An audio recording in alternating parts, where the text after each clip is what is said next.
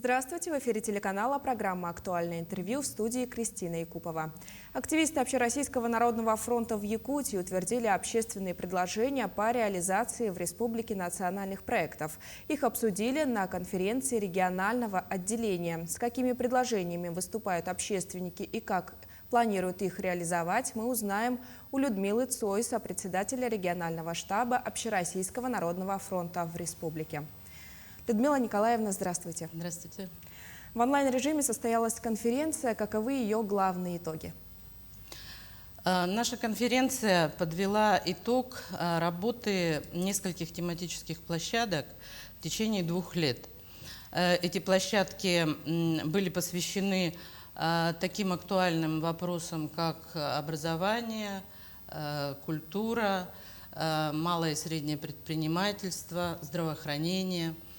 И результатом работы этих площадок мы как раз и занимались на конференции, то есть пытались найти самое основное, выработать основные положения, которые войдут в эти общественные предложения.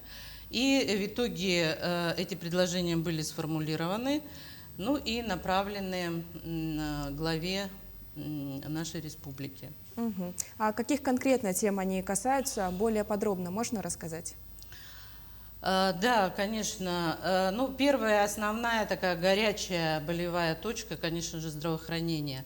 Поэтому большая часть, скажем так, нашего обсуждения была посвящена здравоохранению. Это, во-первых, состояние больниц, состояние коечного фонда. Это вопросы, непростые вопросы, больницы ЕФАН. Этот вопрос обсуждался в течение последних 2 лет очень часто и в социальных сетях, в СМИ. И, конечно же, вопросы Кангаласской больницы, которая буквально в скором времени будет заморожена, и поселок останется без медицинской помощи и так далее. И, конечно же, оснащение больниц. По предложению наших общественников, было решено обратиться к главе с тем, чтобы каждая больница была оснащена аппаратом КТ. Потому что в такое непростое пандемийное время, конечно, мы все знаем, что необходим, как воздух, аппарат КТ, чтобы правильно поставить диагноз.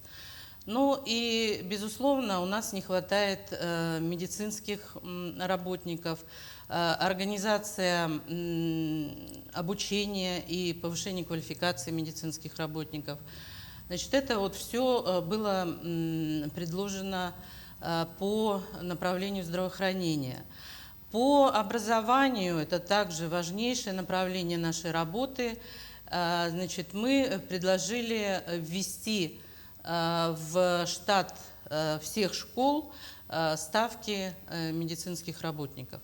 Когда-то это было, и медицинская помощь оказывалась детям вовремя, но сейчас, к сожалению, даже фельдшер не всегда находится в школе, и даже медсестра. А сейчас мы знаем, что дети в последнее время подвержены заболеванию ковид. И, конечно же, необходимо оказывать первую помощь, безусловно, уже на месте ребенку. Также у нас одно из предложений – это необходимо продолжать строительство пристроев и надстроев школьных зданий, потому что катастрофически и в столице, и в городах не хватает мест для детей. И только таким методом, используя прилегающие школьные территории, делая пристрой к зданиям школ, можно как-то решить этот вопрос. И в перспективе нам поставлена задача, как мы знаем, уйти от 2-й смены. Но сейчас пока у нас в Якутске дети, мы знаем, обучаются кое-где и в 3 смены. Поэтому, конечно же, это вопрос очень острый. И мы постоянно его мониторим. И встречались не раз уже мы с представителями Минстроя, предлагали им сделать какие-то типовые проекты небольших школ по улусам. И если мы строим школу в городе, а здесь земля золотая, мы знаем, в городе, то строить ее уже рассчитывая на количество от 1000 учащихся. Потому что иначе мы эту проблему никак не решим.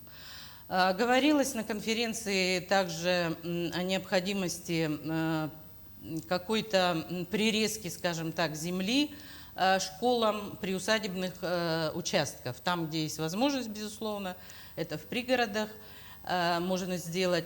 И возобновить занятия детей вот на приусадебных участках, как это было раньше. Мы все время возвращаемся в советское время, но там действительно было очень много позитивного, положительного в нашем образовании, что можно взять и сейчас смело на вооружение. Ну и, конечно же, вопросы цифровизации современного образования, науки тоже обсуждались. И одно из предложений прозвучало, это чтобы в каждой школе была организована так называемая точка роста. То есть это оборудование компьютерное, программное обеспечение. Ну и помимо школ охватить необходимо, конечно же, и СПО, значит, учреждение среднего профессионального образования. Это было бы большим, конечно, подспорьем вот в этом образовательном процессе. Ну и мы знаем, что в столице-то с этим неплохо обстоят дела. Вот в частности, один из активистов нашего штаба, это Петрова Мария Петровна, она директор нашего Дворца детства. И там мы все знаем, что созданы прекрасные сейчас условия для развития детей именно вот в этой сфере, в сфере информационных технологий, так называемый кванториум. И вообще по республике сейчас они возникают. Прекрасная обеспеченность, прекрасное оборудование, прекрасные программы.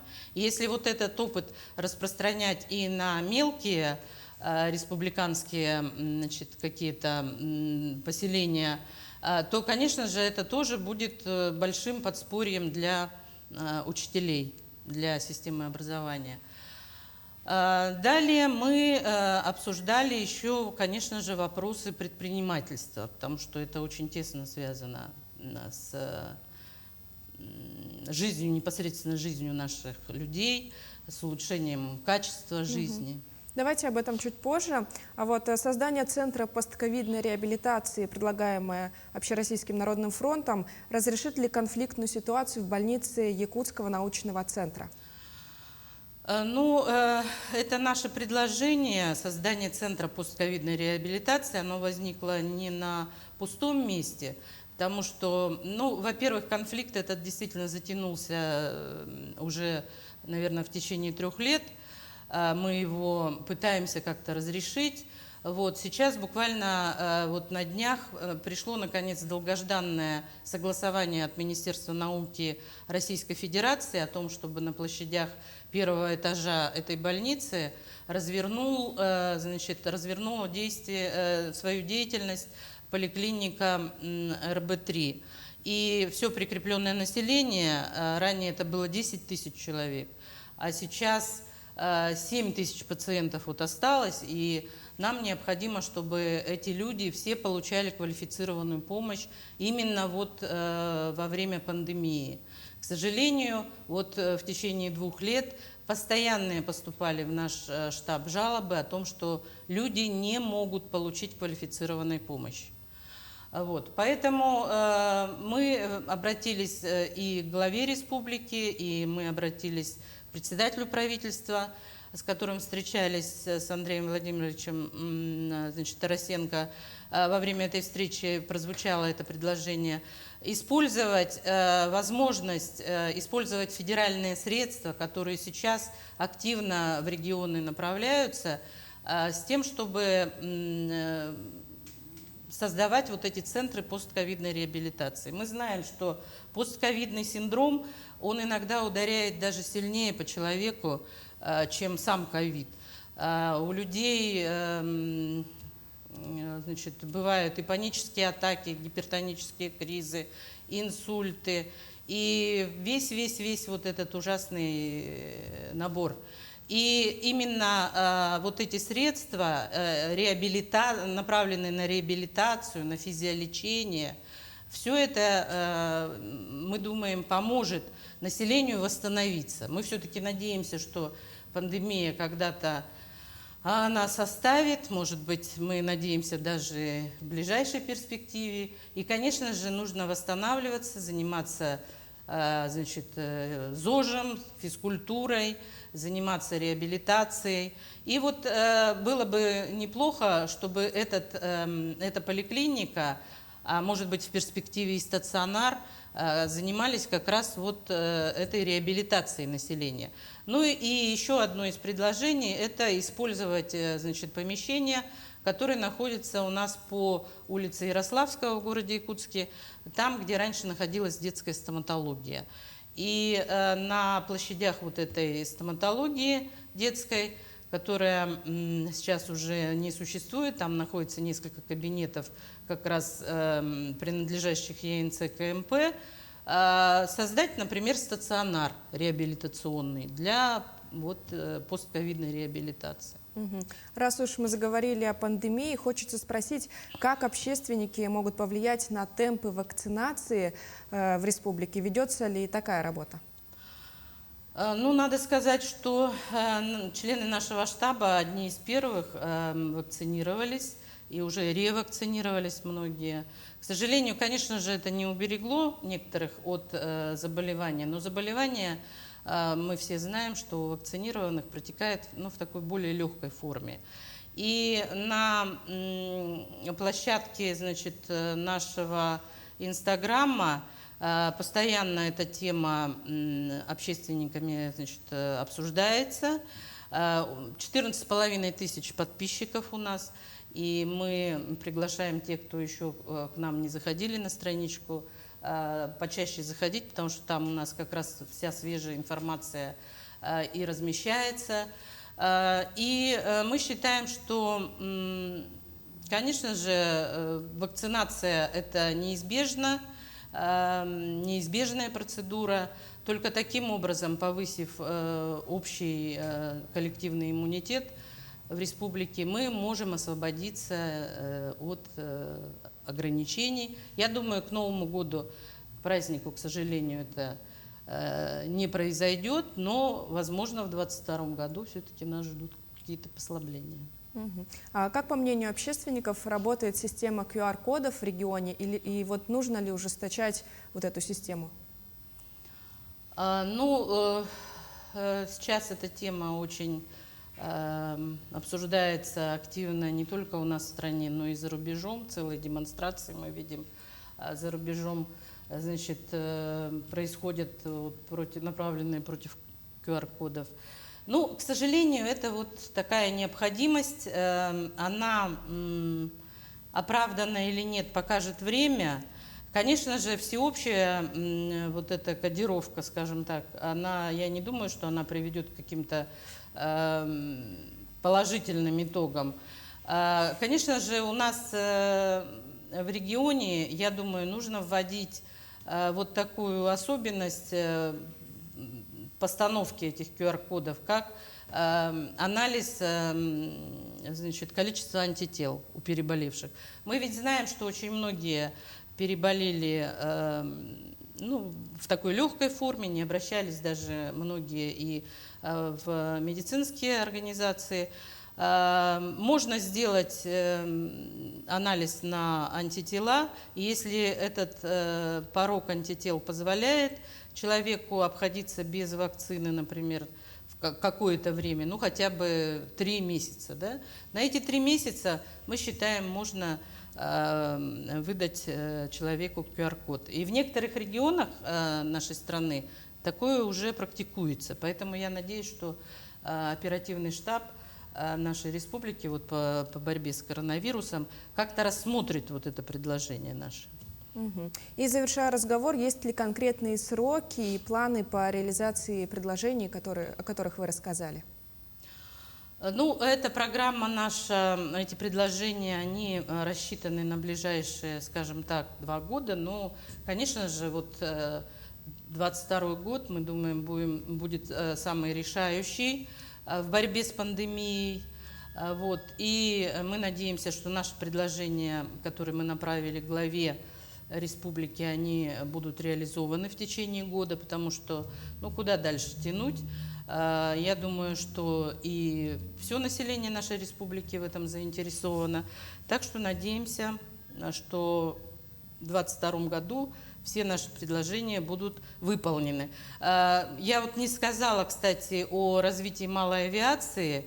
Я думаю, что 2022 год тоже будет переломным моментом в развитии малой авиации республики, потому что наши активисты, в частности, вот Ирина Котенко, она постоянно обращается в адрес правительства с этими предложениями. Нам нужно обеспечивать северный завоз в арктические регионы, в том числе при помощи малой авиации. Я надеюсь, в 2022 году эта проблема тоже сдвинется с мертвой точки. Также вопросы эквайринга, кстати говоря.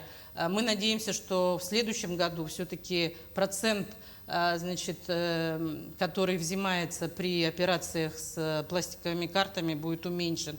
Это тоже даст возможность нашему населению нашей республики как-то посвободнее вздохнуть. Так что мы надеемся на следующий год. Людмила Николаевна, желаем удачи в вашей работе. Спасибо за беседу. А я напомню, о реализации национальных проектов, предложенными активистами Общероссийского народного фронта, мы поговорили с Людмилой Цой, сопредседателем регионального штаба Общероссийского народного фронта в республике.